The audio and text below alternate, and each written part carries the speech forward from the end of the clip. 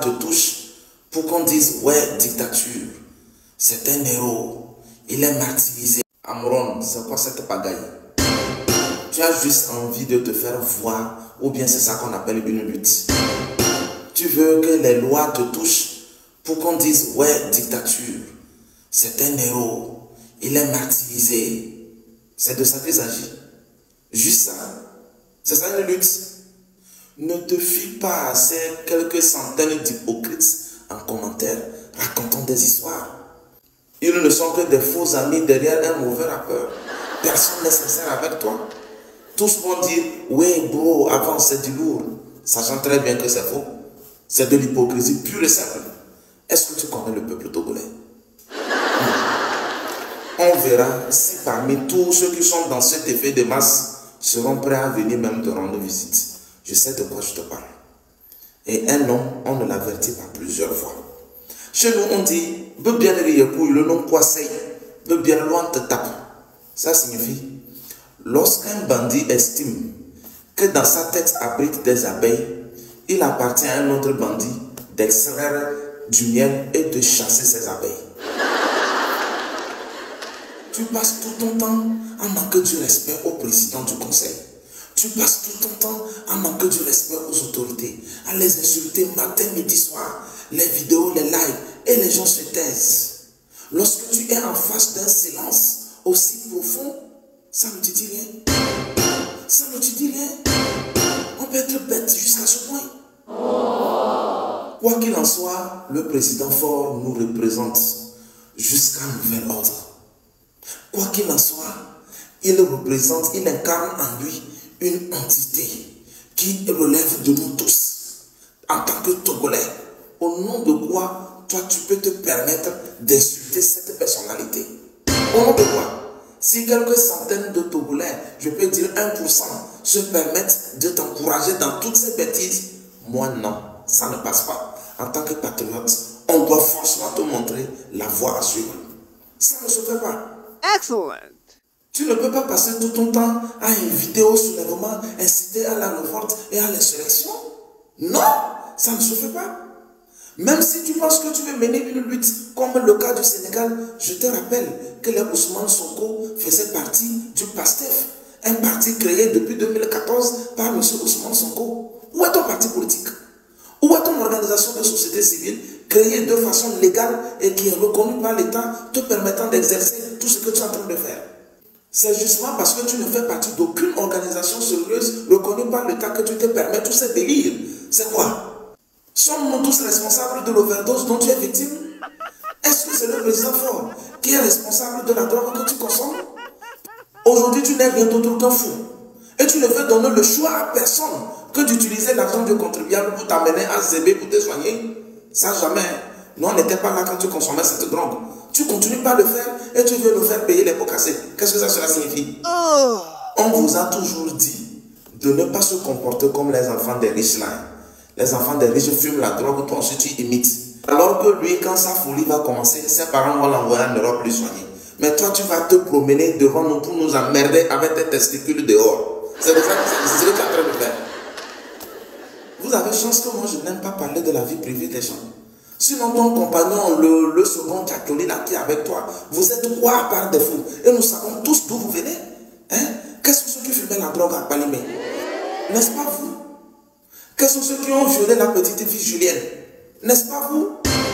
Après avoir fumé la drogue, drogué la petite fille, vous vous êtes emparé d'elle, vous avez abusé d'elle. Aujourd'hui, parce que vous avez peur que toutes ces casseroles refassent surface, afin que vous vous retrouviez en difficulté avec nos lois, il y a un là-bas qui se fait passer pour un exilé politique parce qu'il cherche l'asile. Et toi aussi, tu es ici, tu ne nous veux pas nous laisser tranquilles avec les conséquences néfastes de la drogue que tu ne cesses de fumer. Sommes-nous responsables de la farine que tu consommes tous les jours? Tu nous parles de droits et libertés. Est-ce que toi, tu as du respect pour les libertés même des enfants? Même ces petits enfants, des mineurs que tu contrains, des enfants que tu manipules, moins de 10 ans, tu les amènes devant les caméras, les inciter, les amener à répéter des paroles aussi dangereuses et odieuses contre des autorités. Est-ce que ces enfants ont le choix? Ont-ils la capacité de décider, de répondre à leurs responsabilités, d'ester en justice? Sont-ils majeurs? Ne sois pas surpris que tous ces enfants te traduisent en justice un jour si toutes ces vidéos les rattrapent. S'ils se retrouvent face aux conséquences néfastes des actes qu'ils ont posés sans leur consentement, tu manipules les enfants. Nous ne pouvons rien faire. C'est-à-dire, quand on observe tes actes, tout est dit, tout le monde est convaincu que ce n'est que la frustration, la folie, le délire total.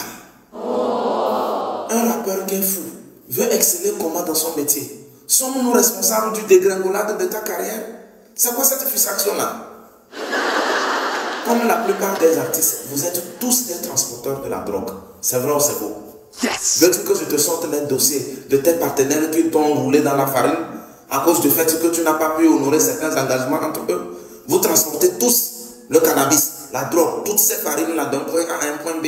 Vous vous cachez tous derrière votre petit statut de star ou d'artiste pour foutre du bordel dans la société. Ou bien vous pensez que les gens ne savent pas. C'est parce qu'on ne veut pas parler. Pourquoi tu ne retournes plus en Europe? Il faut retourner. Les conséquences du deal de la marchandise que tu as livré là-bas t'attendent. Ils t'attendent. Non seulement tu n'as rien gagné, ce sont eux qui t'ont doublé, qui t'ont roulé dans la farine. Tu es revenu, ta musique ne marche pas, ta carrière dégringole. Maintenant tu es acharné, frustré contre les hommes politiques. Sont-ils responsables? Hein? On vous dit toujours de faire l'effort d'être correct. Vous n'en voulez pas. Quelque part, moi en tout cas, je souligne ici une part de responsabilité de ton père. Il ne peut pas être un colonel et ne pas pouvoir t'inculquer des valeurs de base, de la morale et de la discipline. Surtout issues de l'armée. Non, c'est pas normal. C'est quelle perte ça? Hein? Ça c'est du gaspillage. J'ai encore des dossiers plus sombres que ça. Mais comme je n'ai pas parlé de la vie privée des gens, je préfère me taire. Mais si tu continues, je te sors ça. Même ton cousin, l'énoncé un peu clair, là, il est prêt à témoigner, à visage découvert, parce que tu emmerdes les gens. Les gens en ont marre. Même dans ta famille, tu es vomi par tous. Pourquoi tu es comme ça? Zébé t'attend. Toi là, tu ne mérites qu'un centre psychiatrique. Il faut qu'on te traite. Le président ferait ton égal? En quoi il serait ton égal? En quel détail ou en quel critère on serait vous comparer? Et puis, ce qui est dangereux, les jeunes te suivent croyant que c'est normal. Parce que tu parles, on ne te dit rien, on ne te répond pas. Tu continues. Mais c'est là-bas qui est dangereux. Great! Et les jeunes doivent se méfier de toi, coûte que coûte, parce que tu es très dangereux.